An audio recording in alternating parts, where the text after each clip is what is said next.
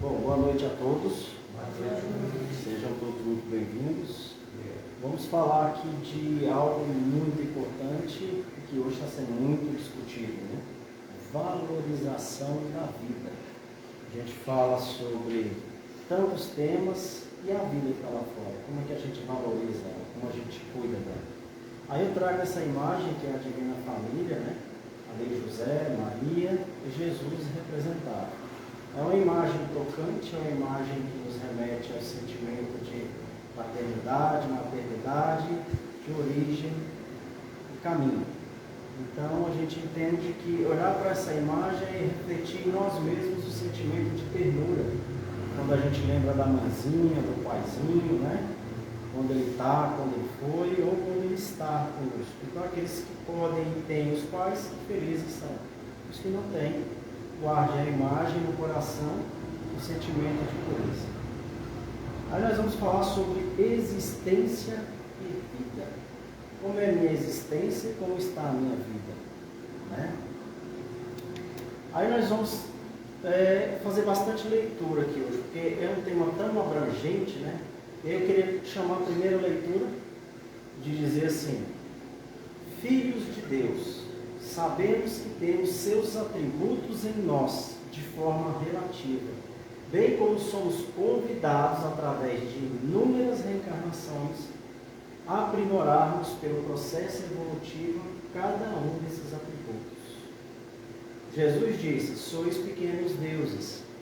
Nós carregamos o atributo de Deus em nós, que é a luz divina, que é a capacidade excêntrica do amor, que é o nosso espírito, que é a essência do nosso espírito.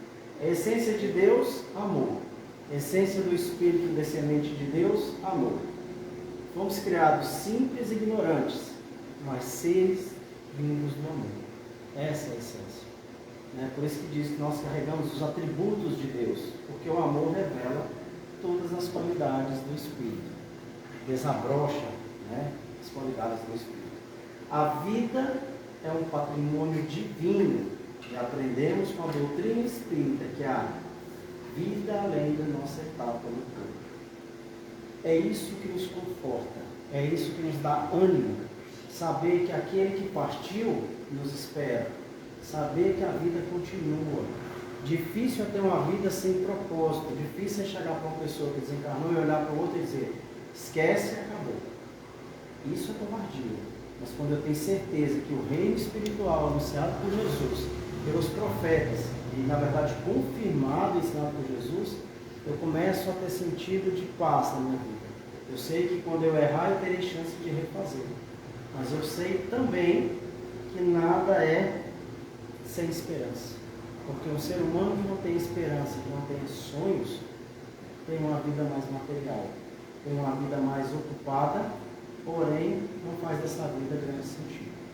Somos espíritos imortais, porque somos filhos de Deus, estagiando temporariamente na experiência carnal.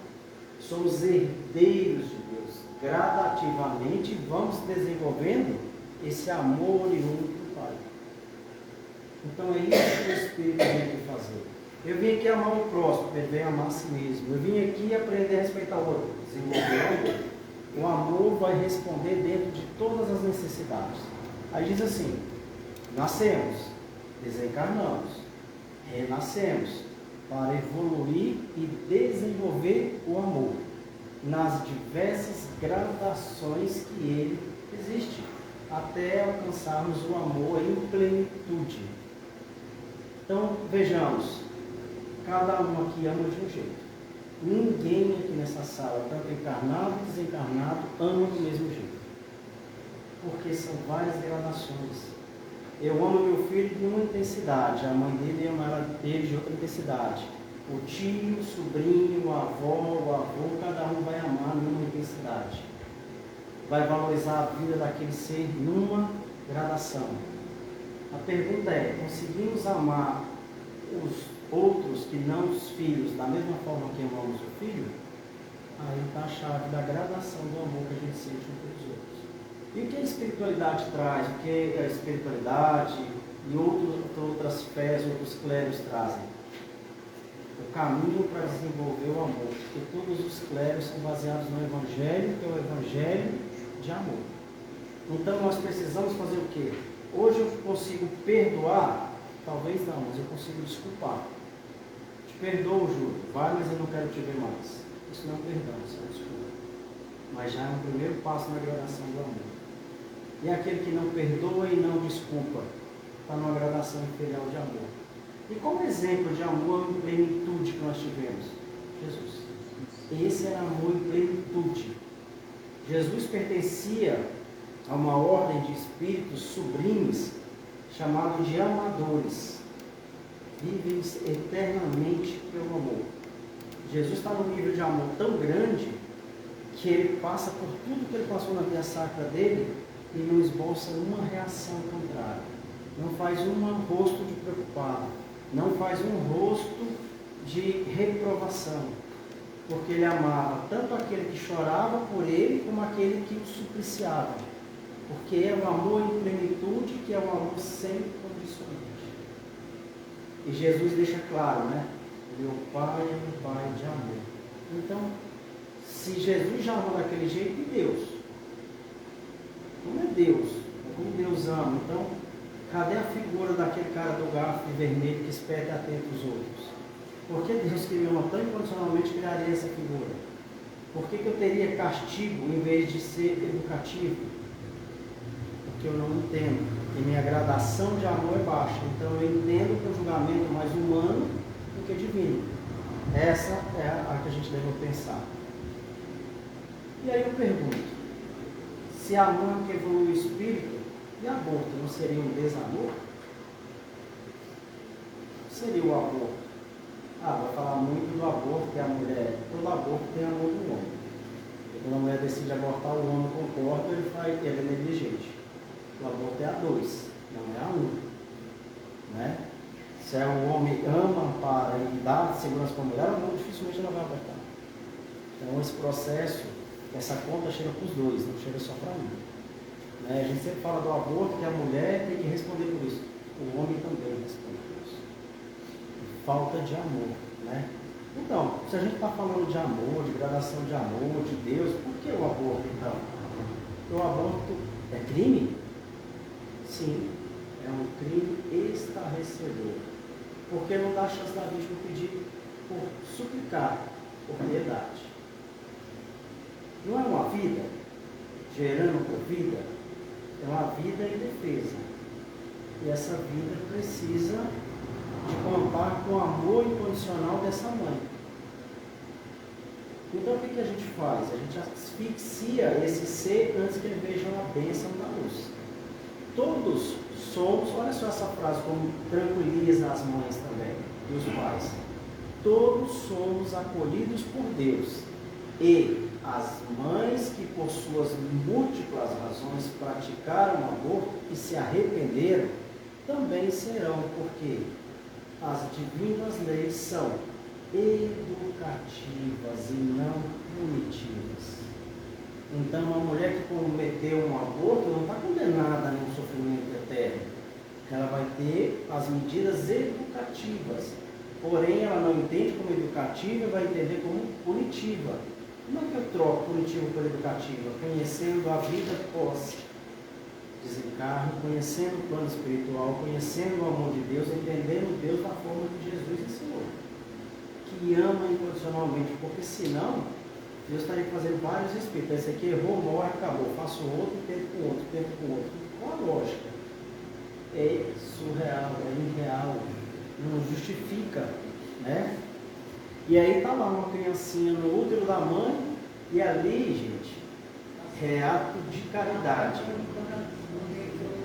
Então, assim, olha para você ver, aquela criança está ligada ao coração da mãe. Essa criança pode ter sido o algoz da mãe, mas essa criança está totalmente dependente de um amor, de uma caridade incondicional, porque ele foi ali. Ali ele só pode contar com a mãe, para proteger e resguardar ele de tudo, para que ele possa ver a bênção da luz. Então, por isso que assim, mas seu filho é deficiente, ele vai nascer com deficiência, vai viver 2 horas, vai viver 5 minutos. Deixa nascer. Porque ver a luz passando passando pelo reencarnar através do nascimento, é uma bênção. Para que ele abra o olho e chore e desencarne, é uma bênção, um processo. Né?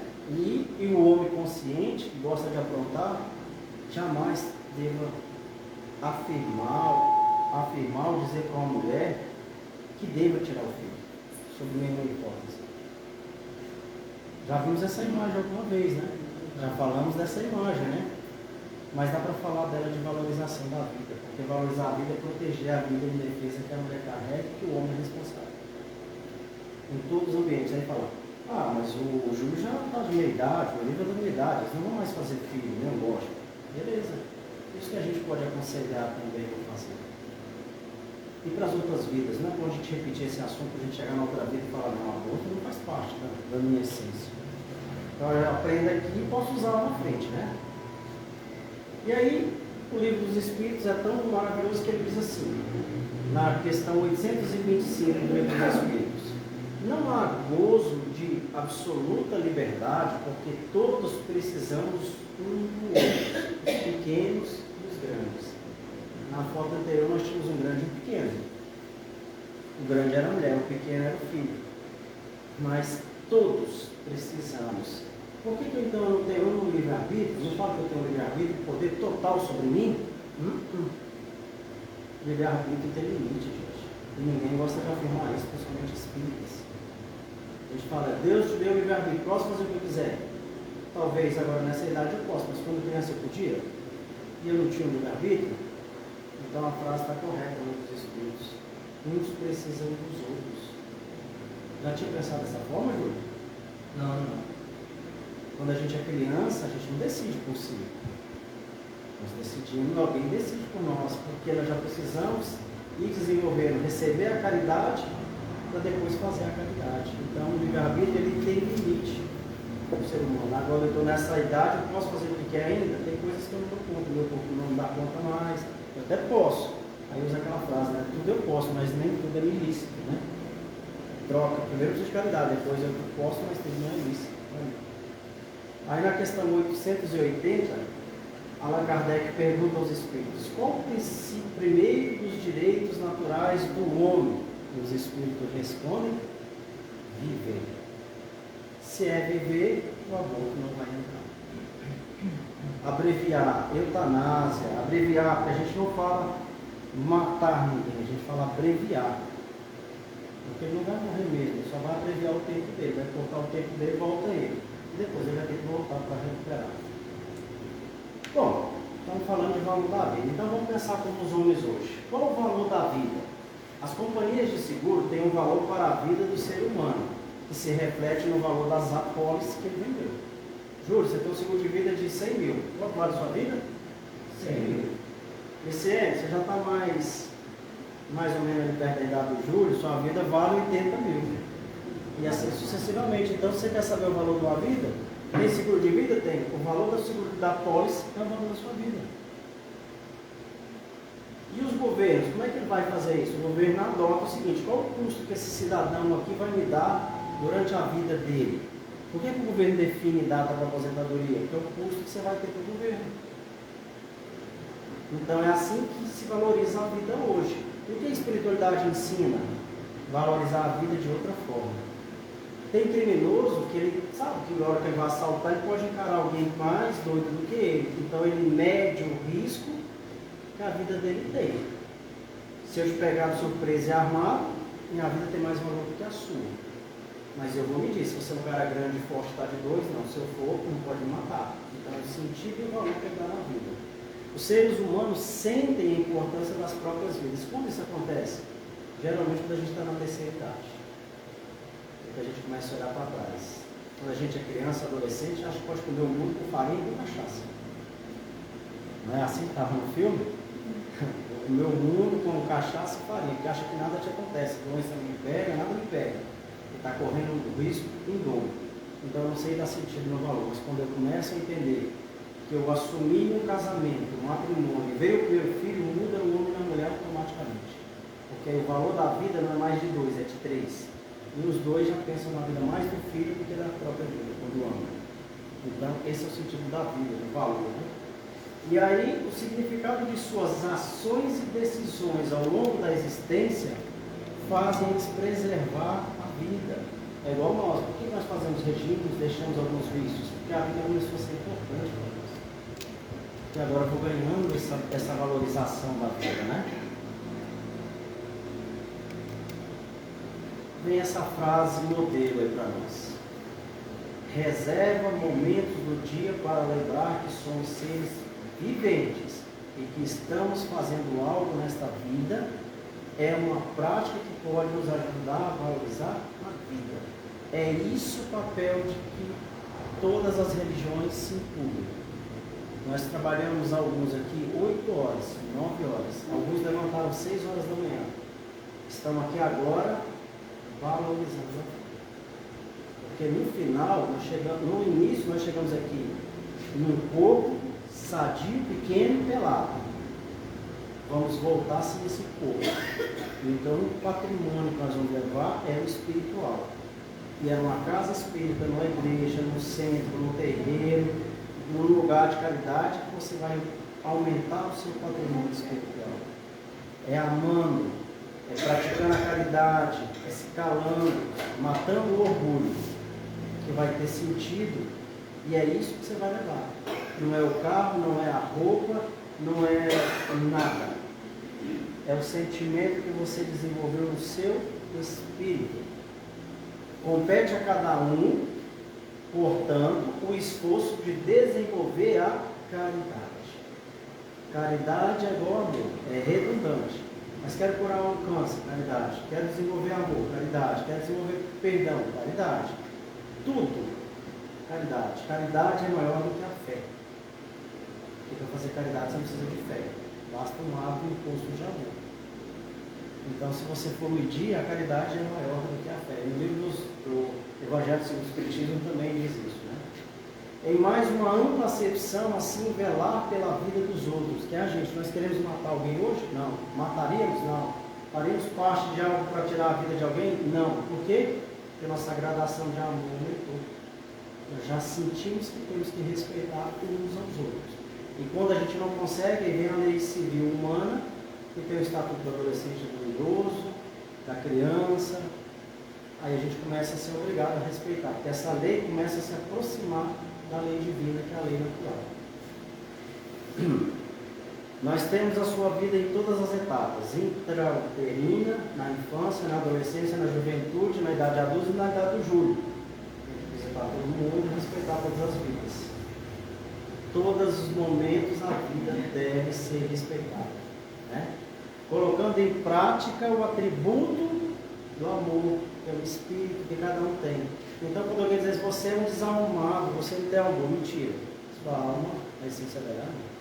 Cabe você, nas experiências, desenvolver esse amor. Aí agora começa a parte boa, né? Porque eu fiquei lendo, explicando o conceito, mas eu queria que vocês olhassem atentamente cada um desses rostos aí na foto. Veja que cada um está no mesmo ambiente, mas olha como cada um está sentindo a vida e está representando o que sente. Olha como é o mesmo a hora, o mesmo local, vai ser diferente. Todo mundo é diferente. Aí, igual essa foto, está o nosso grupo aqui agora. Cada um está numa dessas expressões aí. O Júlio deve ser aquele que está puxando os olhos ali, né? Pensando, o que eu estou fazendo aqui? Estudando. Né? Olha como o Eurico está alegre lá com os braços para cima. O que ele descobriu? Que a espiritualidade vai dar o conforto que ele precisa. Faz sentido? A dor é grande, mas o sentido está aqui. Aí você não é aquela com a mão na boca? A Beth é aquela ali com as duas mãozinhas no resto do canto. Do canto ali, ó. É cansada. Faz sentido, gente? Então, a importância de vivenciar o sentimento. Então, cuidado com o sentimento que você guarda. Porque o sentimento reflete para o outro. Não é amor que você quer desenvolver? Vai ficar melhor. Fica calmo. Olha, eu conheço esse cara. Como é? Eu falei que ia pegar ele. Então, a ciência comprova Dá para treinar o cérebro a ser feliz. Então, nós podemos treinar o nosso cérebro para guardar coisas felizes. E eu juro, eu estava fazendo essa palestra e eu olhei e falei, gente, mas é o Júlio, quando está chateado e contar alegre. E o nome desse senhor é seu Júlio. Então, né? Olha para você ver, é a mesma pessoa. Ele que escolhe que tipo de situação ele quer apresentar. Porque treinar o cérebro é isso aí, gente. O que eu vou guardar, o que vai me incomodar, o que me incomoda, por que está me incomodando? Quem faz essas perguntas? Né? Legal, não, não? mas você tem razão, porque quando a gente estava, quando na época de CD ainda, hoje não existe mais, né? Aqueles momentos espíritas, né? Aí eu vi uma mensagem, amar é uma opção. Assim, bateu aquele negócio assim, cara, não é, né? Depois vai perceber que assim vai tudo na vida. É opção, é opção. Você escolhe estar triste ou estar alegre, por isso que tem que ver o sentimento. E aí mostra ó, a mesma pessoa, na mesma situação, e os dois momentos diferentes dessa pessoa, que é o sentimento que está habitando ele naquele momento. Bom, a palestra acabou aí. Foi rápido, né? Parecia que era muita leitura, a palestra acabou aí. Mas eu tenho 24 conselhos. Eu não. Eu elegi 24 conselhos para a gente ressignificar a vida da gente. Eu vou fazer algo mais leve, nada de muita leitura, senão a Luciane dobra. Vou dar conselhos, porque não é cada um sente, cada um ama na opção que quer. Então vamos entender o que os que são mais iluminados nos dizem desses conselhos. Querem conselho, gente? Então vamos nos conselhos. Primeiro vem Emmanuel, diz assim: quando não fores compreendido por aquele que te cerca, nos laços consanguíneos, cultiva o auxílio do silêncio e o benefício dos que te rodeiam. Significa, foi maltratado, então falasse, cara. Silêncio é a melhor coisa, né? Não é um conselho sábio, mas quem consegue se calar quando é contrariado? Mas ele já descobriu, e era um cara extremamente pomposo, orgulhoso, vaidoso. Não escutou nenhum mestre. E foi o mestre falando com ele. E ele agora está dando esse conselho a ele. Então, aonde que estão nossos maiores desafios? Na arena familiar. Nos irmãos, nas mães, nos pais, nos maridos, nas esposas. Eu vi, nas esposas, nos filhos. Né? E André Luiz diz assim: não se irrite, sorria. Não critique, se ligue. Como é fácil criticar? Não critique, converse. Não acuse, não pague. Fala aí, Júlio. Naquele primeiro conselho lá também, me ajudou muito quando me caiu aquela lição de quando Pedro diz, né? Cada um dá o que tem. Eu aprendi isso aqui nesse centro. Por isso que eu me fico tranquilo quando me chamam para dar um passo a fazer uma palestra. Não precisa ser o melhor, só precisa ser o que eu sou.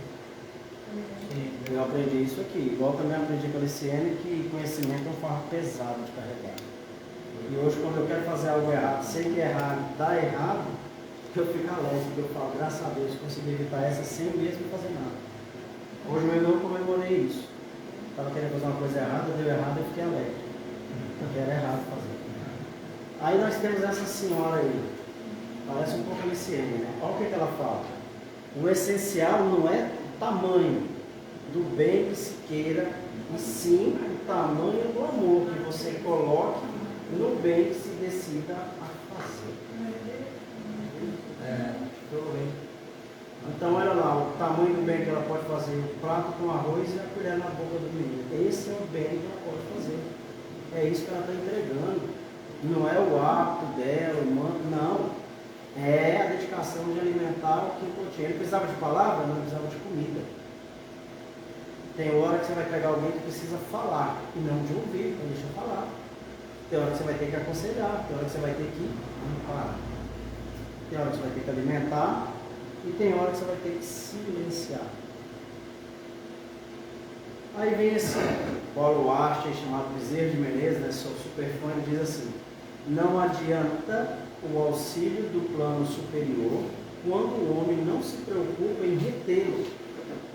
Antes de tudo, é preciso purificar o vaso humano para que se não perca a essência divina. Significa jogar pérolas aos povos. Né? Se eu dou uma mala de dinheiro para um indígena, serve para ele para quê? Uma mala de ouro para o indígena, serve para quê? Então nós temos que preservar o nosso corpo, ou seja, bons hábitos, boas leituras, boas reflexões. Como é para nós, espírita mesmo? E quantas vezes ouvimos falar algumas coisas que a gente ironizou e criticou, que hoje tem tanto efeito para nós, né? Que hoje faz efeito, porque agora o vaso está melhor. Quando a gente leu a primeira vez foi difícil, o segundo já ficou mais fácil, porque o vaso estava melhor. Então nós precisamos nos preparar para isso, para ir recebendo essas informações.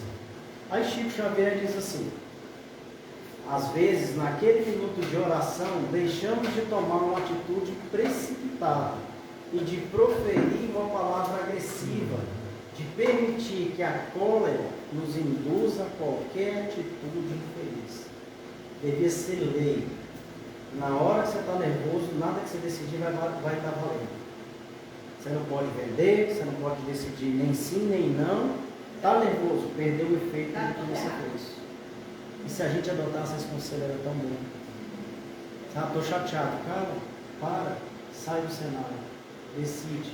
Porque nessa hora você vai tomar uma atitude feliz. Quantos homens mataram na hora da raiva, as companheiras? Quantas mulheres decidiram abreviar a vida dos seus rebentos na hora do medo e da raiva? Então, nessa hora é a hora de se calar e refletir. Eu estou tentando aprender isso pra caramba. Eu estou te contando até 10, né? Quantas bobagens a gente fala, né? Nossa. Aí tem a foto dos dois coleguinhas, né? Na natureza eles são rivais, né? São mesmo rivais. Olha lá, são rivais que se amam. Olha uma foto linda de amor. Quando a irritação te ameaçar, tanto quanto puderes, deixa a conversa para depois.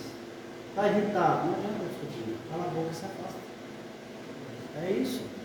São dois universos. Ali não é dois seres criados por Deus, são dois universos diferentes, informações diferentes. Porque nós somos homens, temos que discutir nervoso até chegar ao entendimento. Sai para tomar água, um café, respirar, amanhã você vai ver que a conversa é outro jeito. Isso principalmente para os casais. Aí temos irmão José e Miramês. Olha o que irmão José fala. Observar o que fazes do teu tempo na terra. Quantas horas despendes para cuidar do corpo? Quantos minutos cedes ao que não te passa? Quanto tempo te aplicas no cultivo da alma? Eu vou dizer, nós, algumas horas por semana, à noite, tudo quando a gente está aqui, a gente cultiva a alma também. Se eu faço caridade, sim. Se eu pecado, sim. Se eu pratico o amor, a simplicidade, a honestidade, ainda que eu não na mesma gradativa, mas eu estou cultivando o meu bem na alma. Mas se eu não faço, deixo passar. Prioriza teus dias em conquistas morais. Por isso que nós estamos vivendo tanta atrocidades aí fora. Porque a nossa questão é chocar com as aberrações dos atos humanos aí fora.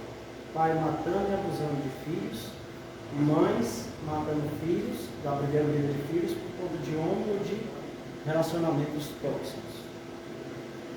Então, cadê as nossas leis morais? Por que a gente vê tantas essas atrocidades e nos assusta? Porque nossa alma já grava aquele amor. Não pode, isso é errado, isso é errado. Né? O tempo gasto é vão, vazio de luz. Quando eu gasto tempo que não seja com algo que seja edificar o meu patrimônio espiritual, é um tempo que eu estou desperdiçando na minha encarnação.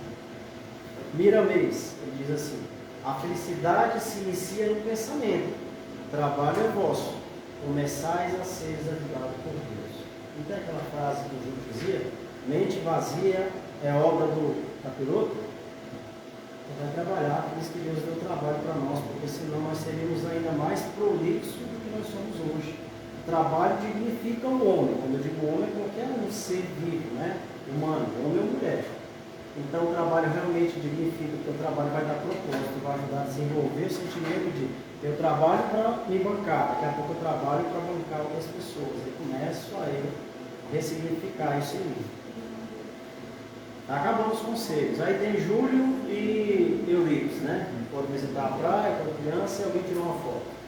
Diz assim: o amor depura a inteligência, põe alarga o coração e é pela soma do amor acumulado em nós que podemos avaliar o caminho que temos andado para Deus.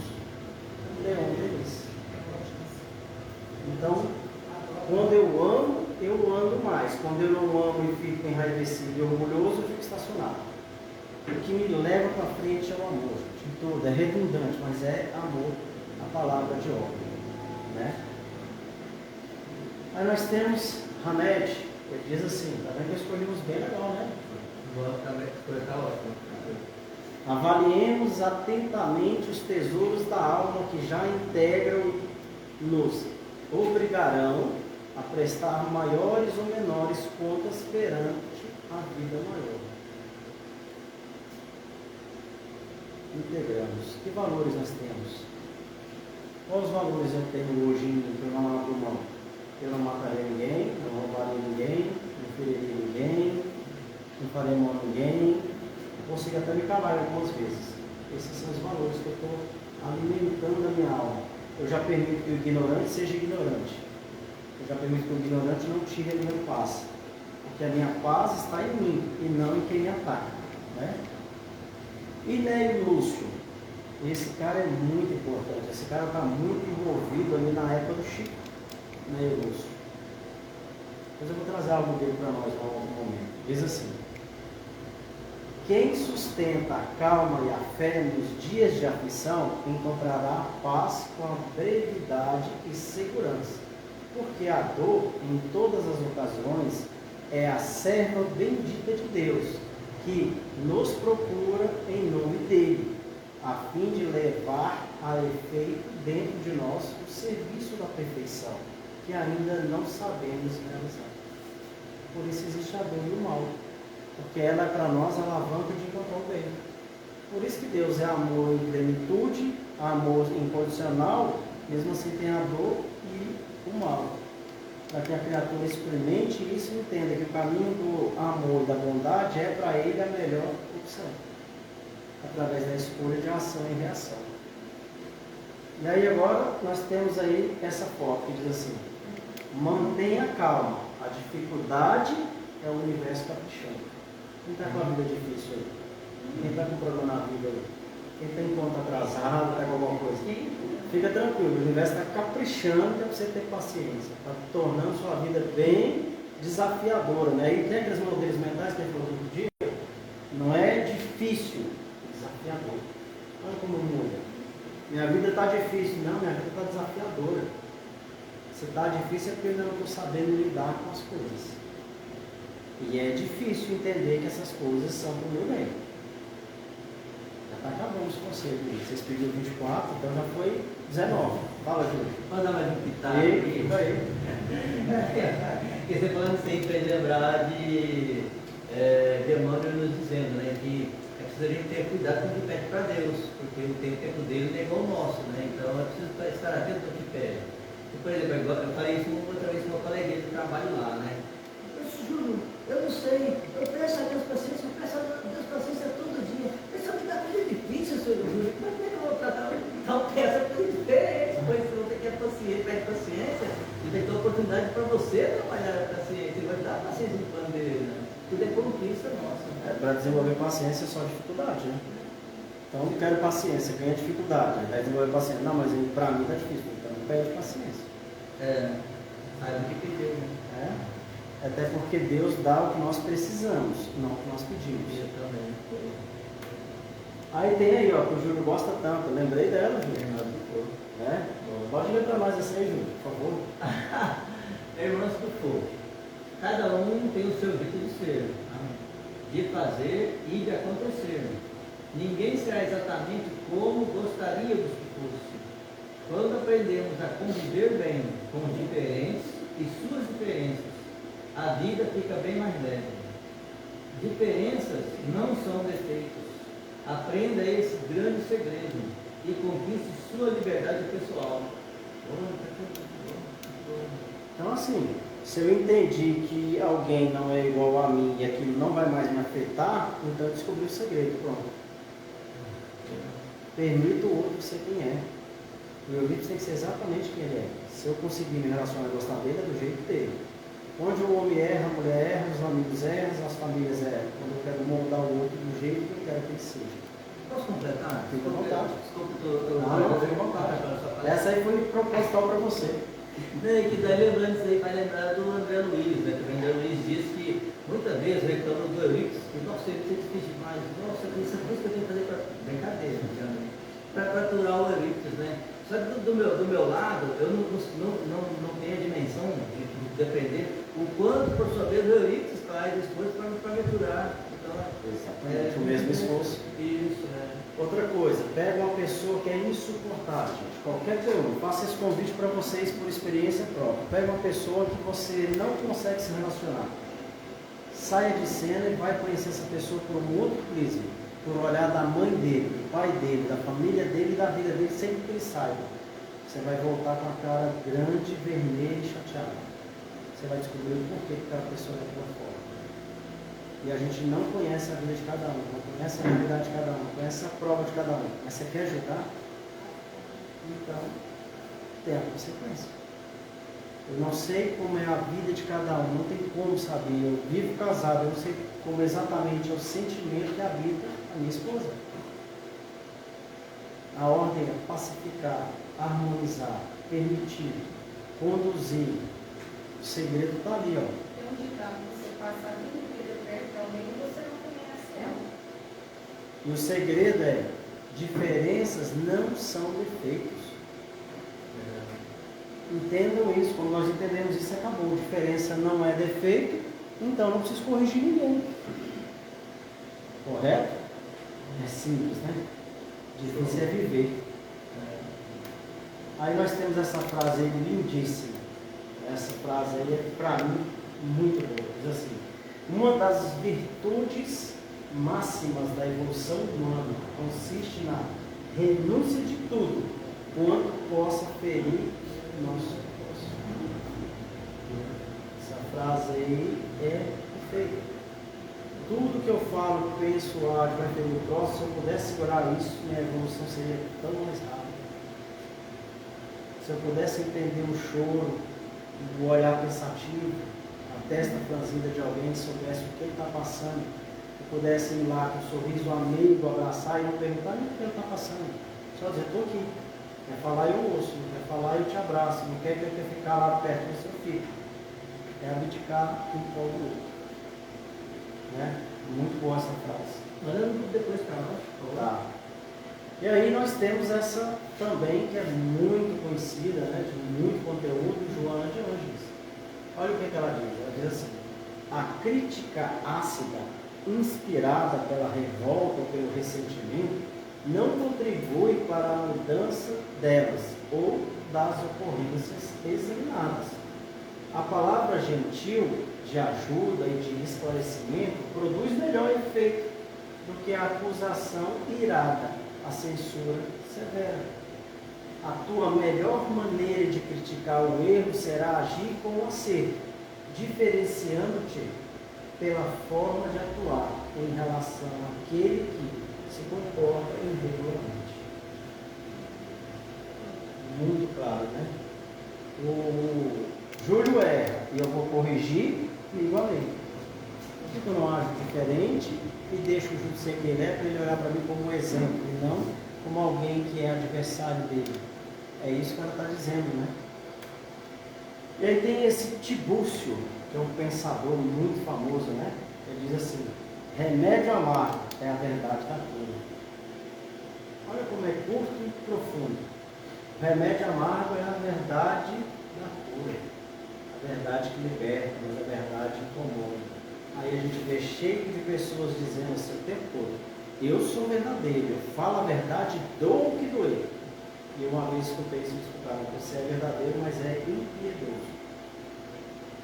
Porque a verdade, até para ser dita, tem que ser com as boas palavras. Porque a verdade que ofende, em nada ajuda. Humilha, diminui, fere, magoa. Então, cuidado. Eu falo, quando é que a gente vai fazer algo errado? Quando você tem razão. Quando você tem razão e está certo, vai perder a razão. Porque você para de respeitar o direito do outro. Não, eu estou certo, tudo que eu estou falando é mentira? Mas é mentira o que eu estou falando? Então me desmente. Que verdade é essa? Pega um chicote e chicoteia que é melhor. Porque essa verdade pode ferir a alma, pode levar gerações para cicatrizar essa ferida. E vai exigir recuperação. Vai exigir reeducação e não punição. Então, o remédio amargo é a verdade da cura. E aí nós temos agora, já finalizando, Santo Agostinho, ele diz assim: lembrai-vos que cada pai e cada mãe, Deus perguntará: o que fizeste da criança confiada na vossa guarda? Se ele perguntar de mim e do irmão, eu vou dizer: nossa, foi difícil, mas eu amo demais esse menino, e amo demais, mas foi difícil, mas eu estou aprendendo. A irmã Vicente sempre dá conselho: ó, amo, cuidado, paciência, me ajuda. Está vendo como é importante? Para que eu preciso desenvolver, ter um filho que me testa? Para desenvolver paciência. A minha mãe falava assim, que daquela frase dela assim, ela falava assim: é melhor você corrigir do que amanhã quando Deus perguntar o que você fez, corrigir assim que ela queria falar com essa. Minha mãe é muito patente, tá? Ela falava corrigir. Então, do que você vai chegar lá na frente, se você virar um ladrão, um assassino, uma coisa que, né? Você tem certeza que você corrigiu, que você conversou, que você falou. Então é melhor você corrigir. Exatamente. Minha mãe dizia assim: se não aprende em casa, aprende na vida. Se não quer viver sob minhas leis, o mundo vai te ensinar, porém de uma forma mais pesada. Porque ele não tem ligação contigo, ele vai te castigar, ele vai te punir. Quantas mães nossas mais ou menos não conseguem? Ela falava isso. Então, olha que interessante, né? E John Paul Schmidt, ele vai dizer assim: Deus nunca nos dará problemas cujas soluções não estão em nosso alcance. Você tem todas as dificuldades e todas as chaves. E uma chave mestre que abre tudo e resolve tudo. Amor. Mas eu não sei amar nesse nível, então tenho que praticar a caridade. Olha como parece simples. E Jesus falou nisso há 2024 anos. Amor, só o amor transformará o mundo, só o amor evoluirá o homem. E nós, 2024 anos, ainda estamos tentando entender o Evangelho. Aí vem Buda, olha só o que Buda fala: jamais em todo mundo o ódio acabou com o ódio. O que acaba com o ódio é o amor. Nossa, que tapa de pergunta. Eu estou com raiva, juro com raiva, nós vamos brigar. Vai resolver? Não. Vai ficar com raiva, aumentar a raiva. Quando é que vai mudar? Quando alguém amar. Enquanto, jamais em todo mundo o ódio acabou com o ódio. O que acaba com o ódio é o amor. É ressignificar. Dois querem brigar. Vai brigar enquanto quiser. Só vai trocar quem não quiser amar e não quiser brigar. E quando os dois quiserem amar, os dois vão amar. Quer alimentar raiva, rancor? Pensa se vale a pena. E para fechar, Parahans Yogananda, extremamente evoluído esse espírito indiano, estudado por Chico, estudado por Inácio Ferreira, extremamente profundo o conhecimento desse cara. Ele diz assim: concentre sua atenção no seu interior, você sentirá um novo poder, uma nova força, uma nova paz em seu corpo, mente e espírito. Consagrando com Deus, você muda sua condição de ser mortal para imortal. Significa, busque pelo a sua essência espiritual, seu espírito. Ela te eleva de ser mortal, material, boçal às vezes, para um ser de amor, que acredita no porvir e ganha esperança com os problemas que está vivendo. Isso é o que a espiritualidade nos dá. Consciência de nós mesmos, consciência de Deus, consciência do passado que temos e do futuro que teremos. E conscientes, desenvolvemos em nós novas condições, nova bagagem espiritual, novo patrimônio espiritual. Que Deus nos acompanhe hoje, sempre, toda a nossa vida, até que nossa evolução chegue. O mal, a não ser quando deva ser corrigido, não merece comentário em momento algum. Comentar mal para quê? O Júlio deu uma resposta na Liciene. Vamos ficar eu e o Eurípides e mais meia dúzia comentando o erro do Júlio. Vai ajudar o Júlio e a Liciene? Vamos inflamar a Liciene a dar a mesma tentativa no Júlio. Não resolveu nada. Lembra do ódio que cura, ódio com ódio não cura? Né? E para fechar, agora sim, o último tema diz assim: o objetivo da evolução, a razão de ser da vida, não é a felicidade terrestre, mas o aperfeiçoamento de cada um de nós. O que eu vim aqui fazer? O que é minha vida? O que é minha prova? Evoluir. Como é que eu evoluo? Amando. Não dou conta nem de perdoar minha mãe que me bateu ontem, então não aprende a fazer caridade. Quando a gente aprender a não guardar mágoa, a gente tem um passo importante. Quando a gente aprender mesmo magoado, servir, temos outro passo importante. No amor, tudo cura. Bom, hoje é isso. Falar de valorização da vida, é falar de amor, é falar de conceitos elevados, de espíritos missionários, que dentre os milhares eu escolhi 24 que eu achei muito pertinentes, para que nosso espírito possa ouvir essa leitura, possa ver esses comentários e gravar a nossa retina espiritual de uma vez por todas, e nossa bagagem aumente. E no momento de dificuldade nós lembrarmos de uma frase ou outra, uma expressão, que sirva de freio na hora do impulso. Terá valido a pena essa encarnação. É isso, por hoje só. Agradeço vocês e até a próxima. E o setembro amarelo que você colocou.